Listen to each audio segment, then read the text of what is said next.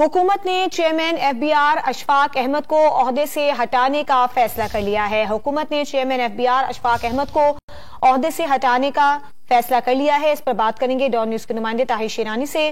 طاہر، کیا باقاعدہ اس کا اعلامیہ جاری ہو گیا ہے؟ نہیں، اعلامیہ تو جاری نہیں کیا گیا ہے۔ اس حوالے سے جو نئے چیئرمین ایف بی آر کے لیے سمری بھجوائی گئی ہے اور امکان ہے کہ کل اس کی وفاقی کابینہ سے منظوری لے لی جائے گی۔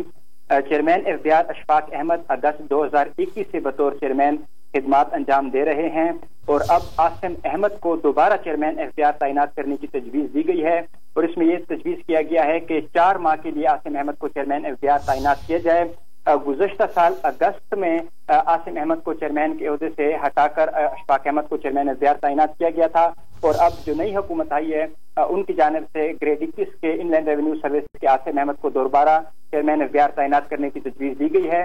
وفاقی کابینہ کی منظوری کے بعد اس کا باقاعدہ اسٹیبلشمنٹ ڈویژن نوٹیفیکیشن جاری کرے گا۔ جی بہت شکریہ آپ کا طاہر شیرانی۔